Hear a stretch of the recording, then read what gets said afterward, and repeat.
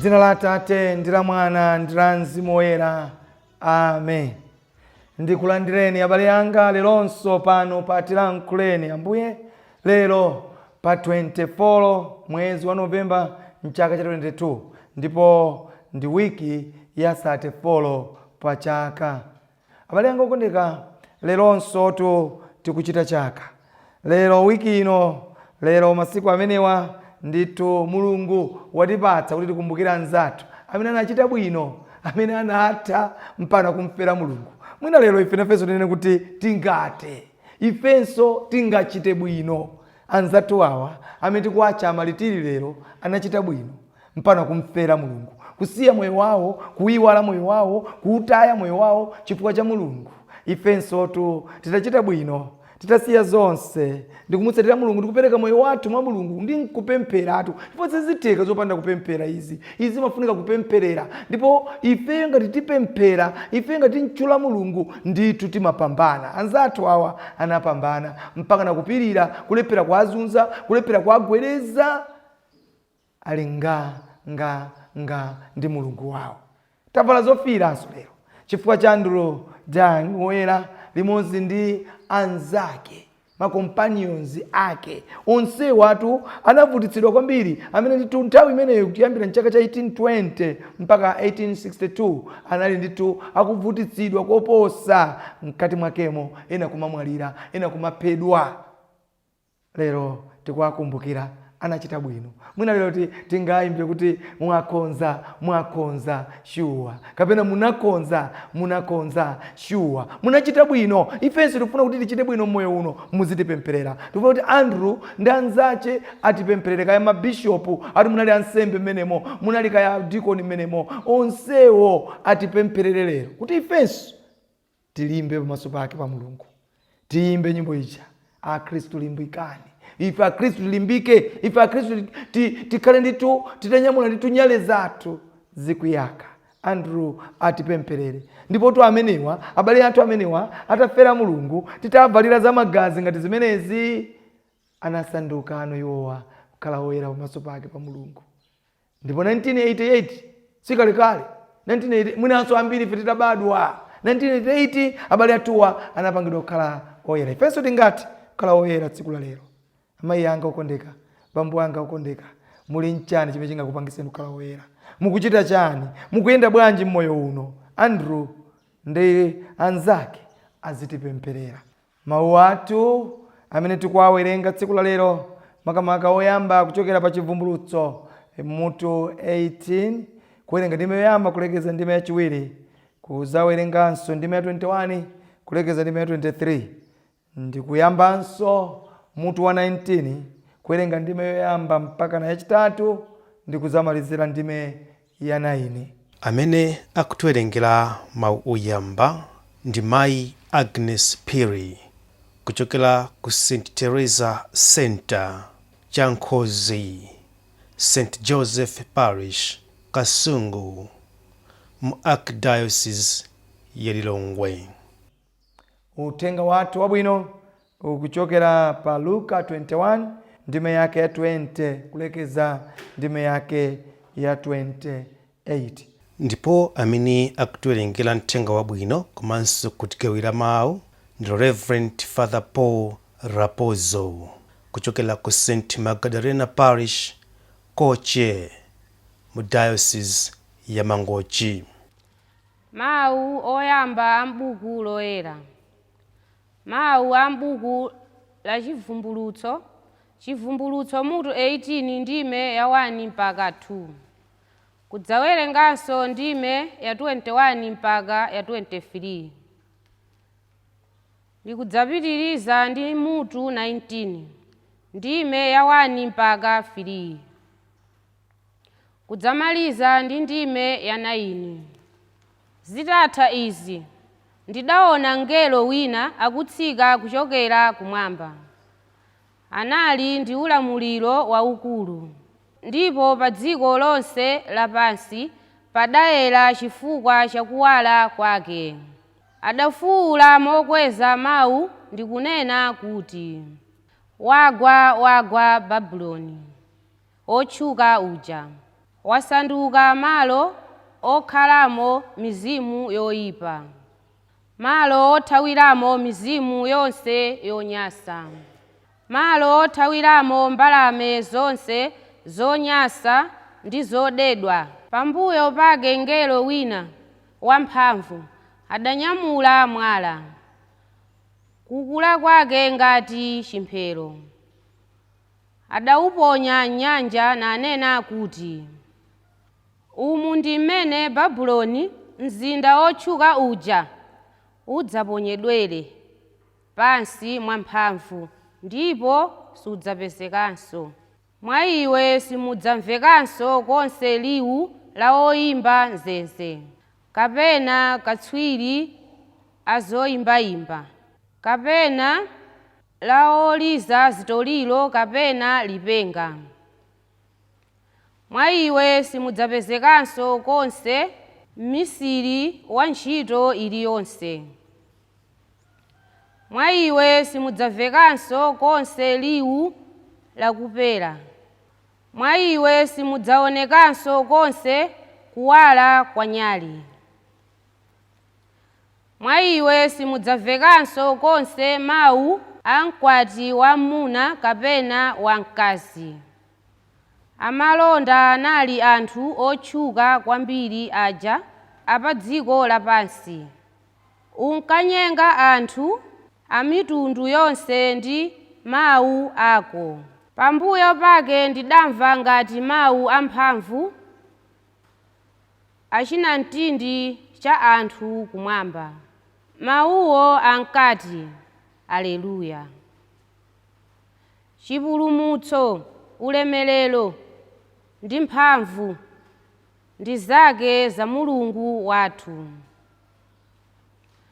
Pakuti chiweruzo chake chilichonse nchoona ndi cholungama. Iye waweruza mkazi wadama otchuka uja, amene ankayipitsa dziko lapansi ndi chigololo chake. Walanga chifukwa chakupha atumiki ake. Kachiwiri mawu aja adanenanso kuti, Aleluya! Utsi wa mzindawo udzakwera kumwamba mpaka muyaya.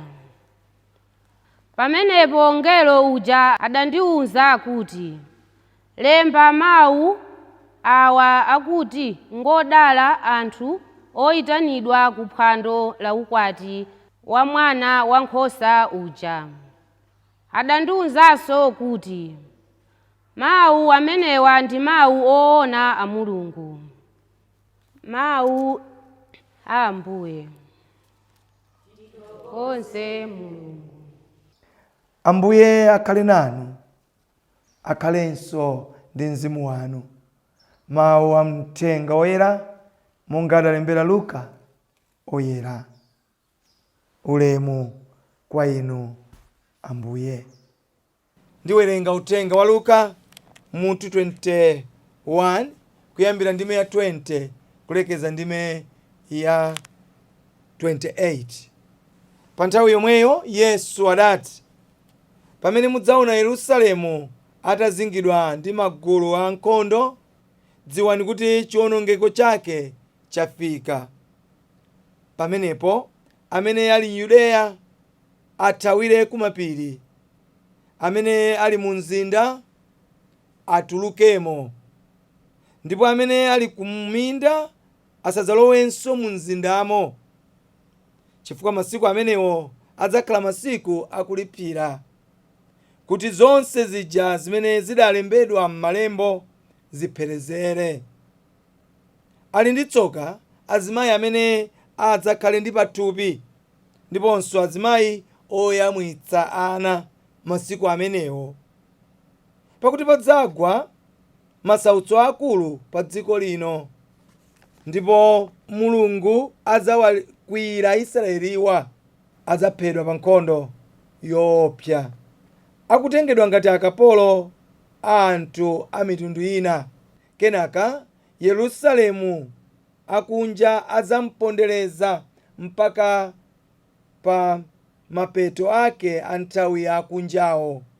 Padzakhala zizindikiro zodabwitsa pa dzuwa, pa mwezi ndi pa nyenyezi. Pansi pano anthu a mitundu yonse adzada nkhawa nkutha mzeru. Pomva kukokoma kwa nyanja ndi mafunde ake, ena adzakomoka ndi mantha, poyembekeza zimene zikudza pa dziko lonse lapansi, pakuti mphamvu zonse zakuthambo zidzagwedezeka. Pamenepo anthu adzaona Mwana wa Munthu akubwera pa mitambo, ali ndi mphamvu ndi ulemerero waukulu. Zimenezi zikadzayamba kuchitika, mudzayimirire nkukweza mitu yanu, chifukwa chipulumutso chanu chayandikira. Mtenga wa Ambuye. Bale anga kondeka, nthawi ino Yesu Khristu akuchenjeza, nthawi ino Yesu Khristu akulimbikitsa kuti inu musachite mantha. Pamene mudzaona Yerusalemu atazingidwa ndi magulu ankhondo, mawu ake ndi amenewo, muzadze kuti zinthu zavuta, zinthu zasolobana. Ngodala amene akusautsidwa, ngodala amene akupereka zonse chifukwa cha dzina la Mulungu. Mawu ake ndi amenewo, chifukwa cha dzina la Ambuye. Kumapeto kuno watsala wapita tikumaliza chaka cha chipembedzo, kusonyeza kuti ife ndi ulendo kuti tikafike kumapeto. Kodi mukafika mutapambana? Tayenda liwiro ife kuchokera koyambirira kucha, kuyambira la Mulungu loyamba la chaka cha chimenechi cha chipembedzo cha Kodi mwathamanga liwiro labwino? Kodi mwayenda bwino ndi Mulungu wanu?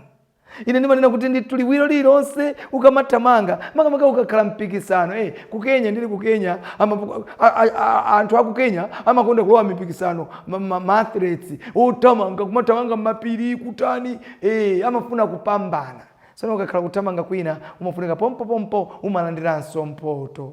Abale anga okondeka, kuti tilandira mpoto ife pamene tikufika kumapeto kwa ulendo wathu. Ndingayende muchigwa cha mtsinje wa imfa sindizaopa kanthu.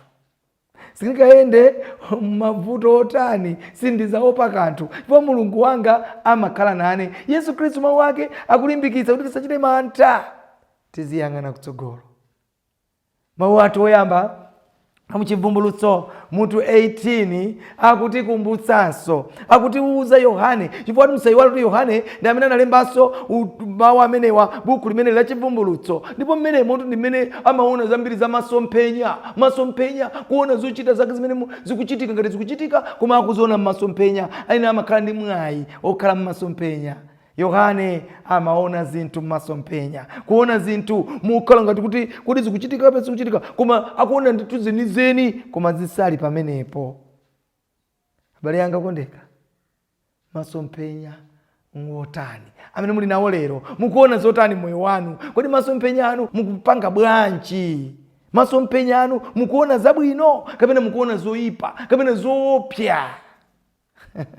Ndili nawo bambo anga kukoche, zina lao bambo John Kingston, agogo olemekezeka. Agogo amenewa abale anga okondeka, tauzeni maendera ndi family imodzi ya kwa Kingston imene ndakhala ndikuyendera kuyambira kumtangula kumene usembe, chifukwa ndi banja limodzi limene linandithandiza muzambiri. Ndili close chifukwa cha mnyamata wa mbanja limenelo, Dave zina lake, mnyamata wa mmene mumu. Ndili nawo close chifukwa ndinali limodzi kusemina liko Holy Cross kulongwe. Ndikuyambira pamene chifukwa ndinali naye close. Pambuyo pache chinangosanduka chibale. So ndimapita kubanja limeneli. Pamene ndafika kukoche ndeyi kwa Kingston, ndi kubanja kwathu, ndi kunyumba kwathu, ndi gogo imeneyi ukalowa inu amene mutaza kumana ndi gogo Kingston, simudzachoka atu, muzapirire chifukwa zabwera ndi nkhani, amabwera ndi nkhani zambirimbiri zosiyana. Ndi ndimapita kunyumba kwake. Ndi nditapita tsiku lina amandiuza tawu zambiri, amanena nditu zambirimbiri. Bambo mwakuti koma tsiku limene nditapita anandiuza kuti, bambo khala ni apa, ine ndakhala. Aliposa chiro pompa ndinali ndi amayi Maria. Ndikuti dad, munali ndi amayi Maria? Kuti ndinali ndi amayi Maria atu, ndacheza nawo posa chiro pompa apa, andipatsa pemphero. Ndi munthu mmodzi amene amakupasa mapemphero. Angakhale uli wansembe ukamapita kwa Kingston, khaliratu chire ukonzekere chifukwa ukoze kupezeka kuti kenako ukuyesa wansembe ndi iyeyo mkulu ameneyi.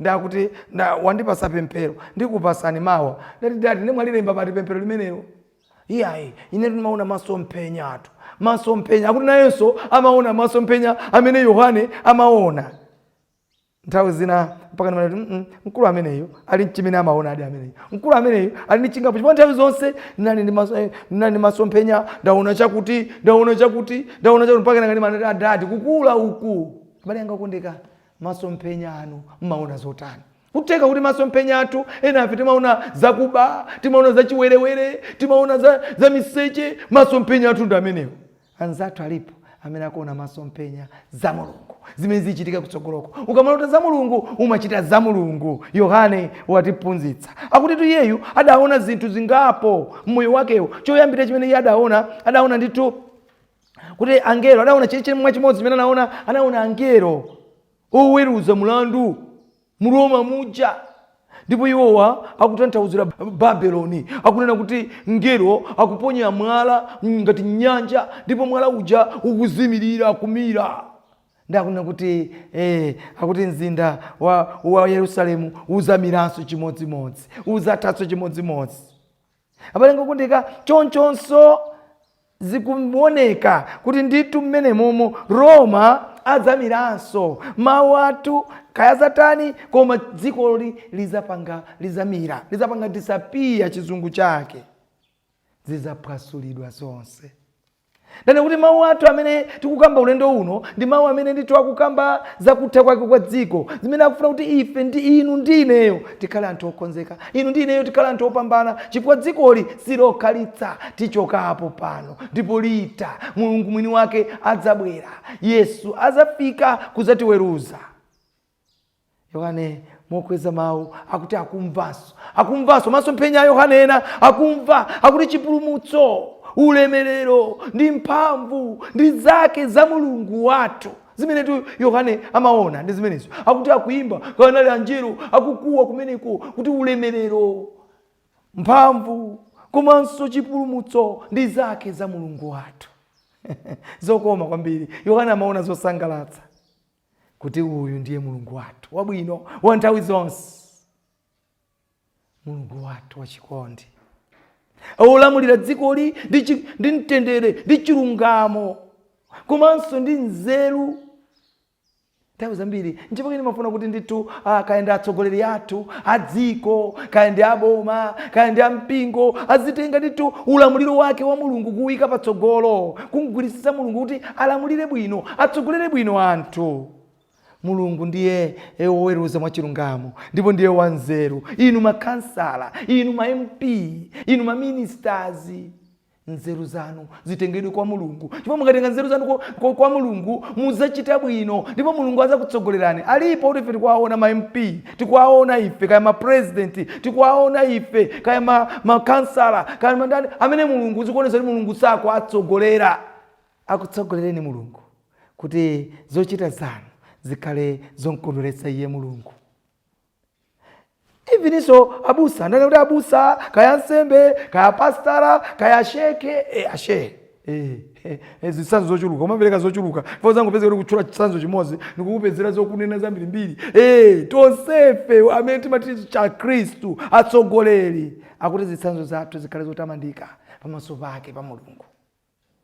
Tonsefe tisatire chisanzo cha Mulungu, tifanifane naye Mulungu. Nyimbo yathu ikhale mweje imene amayimba anthu fanana naye Yesu, tifanifane naye Yesu muzonse tizachita bwino. Pamene tikupita kumapeto a chaka ichi, pamene tikupita kumapeto kwa kalendala yathu ya chipembedzo, mawu ake ndi akubwera kwa Ambuye. Yesu azabwera kumwamba ulemerero kumwamba. Ena anayimbaso nyimbo zimenezo. Who shall come mu ufumu wake wa Mulungu. Amene azabwera, amene akubwera mu ufumu wake. Sande lake wamaliza. Talido sitikuyamba posairo pompa. Tikuyamba nyengo ija ya Advent. Kuti tatuluka umu. Akuti tipange imagine, tiganizire kuti Mulungu azabwera bwanji. Mulungu azatipeza bwanji abale anga okondeka. Akuti tikuzakhala kubwera with a pomp. Ni mafani fair kuimbidwa zing'ering'iri ziteliteli zili kuimbidwa mmalengalengamo Koma kuti ndizakondwera pamene ndizabwera zimene angelo kukubwera kumwambako malo moti zinthu zimayenda pansi koma makonvoyi akuchokera mmwambamo kumatsika pansi. Abale anga okondeka, kodi ine malo mozi yoyang'anira zimenezo ndizakhala pafupi? Mwina kuteka kuti makonvoyi amenewa ine ndizathawira ku toilet, ine ndizathawira kuti nthawi ija yafika sindingathe kumana ndi Mulungu wanu. Nthawi yokhoza moyo wanu ndi ino mayi wanga. Tikonzekere tsiku limene lolo. Si mawa ayi, tikonzekere lero. Lero tilipo, lero tilipo, lero tilipo. Mawa palibe ifenso. Yesu Kristo akunenetsa kuti nyumba zimene mukuzionazi, zonse zimene mukuzionazi zidzatha. Mawu amene watu wiki ino ndilanenedwa, alankhulidwa. Watch out. Mukhale cheu inu. Nyengo zidzasintha. Nyengo zidzapanga zodabwitsa kumwambako. Yerusalemu azapwasulidwa. So kupwasulidwa kwa Yerusalemu ndi kuti palibenso chingalimbe ayi, chifukwa ndi mzinda wamphamvu. Sidzakhala chimodzimodzi. Moyo uno sidzakhala chimodzimodzi. Dziko lisikhala chimodzimodzi. Tsiku lina litha. Tsiku lina dziko lino lithadi. Ndipo limene likatha chiweruzo. Mulungu atiweruza. Mulungu akuweruza ni mayi, ndizo machitazo. Bambo akuweruza ni Mulungu, ndizo timachitazo. Inu ana akuweruza niso Mulungu, ndizo timachitazo. Angakhale ufumu kalipe chotani. Angakhale kaya president akhale ukalipa chotani. Kaya ndandani akhale ukalipa chotani. Zidzatha. Azabwera mwini wake wa dziko lino. Unalipo ufumu wa Davide. Unalipo ufumu wa Solomoni. Kunali makwini osiyanasiyana. Onse zinatha. Yesu Kristo akutiuza lero kuti kuzaoneka zoopsa. Koma ngati tizakhala mwa iye sitidzachita mantha. Sizidzapwetekedwa. Kuzakhala kutha kwa dziko. Akuti otsika m'musi asadzatsike, adzakhale komweko. Mungachitira kuti izakhala nthawi kuti mungachitira anthu akamamenyana nkhondo mukamaona amati iwe I'm down, ndiye kuti kaya I'm up, ndiye kuti uyimike. Ndimakumbukira tini manena kuti hands up, ndiye kuti manja uyimike mmwamba. Ukayimika mmwamba ndiye kuti wagonja. Izakhala nthawi yake imeneyo. Ngati John, ngati ku John ku South Africa kumene umayenda umasangalala. Anzanga ndikudziwa amene timakumana ku South Africa amasangalala, amakondwera. Koma limakwana tsiku limene amakumana ndi asilikali kuti iwe si wakuno, tiye tizipita kwathu. Amaicha depoti imene munthu amangopezeka mamawa ali pakhomo. Bwanja ambishetu iche uli anjendire ajendire uli iche utenda uli, ndiye kuti zavuta wafika. Lizakwana nthawi imene ipitiriza zabwere zonse zakumwamba zizagwedezeka. Lizakhala tsiku loopsa, tsiku lowawa kwambiri, tsiku la mazunzo. Timatero tikamapanga mapemphero pamene tikuperekeza nzathu. We shall see our God maso ndi maso. Tizamuona Mulungu wathu maso ndi maso. Amene safuna kumuona Mulungu maso ndi maso ndani. Tichite bwino, tikonzeke bwino, tikonde kupemphera, kugwira ntchito za Ambuye, osachita mantha, kulimbika. Tizapeza mphotho. Amen.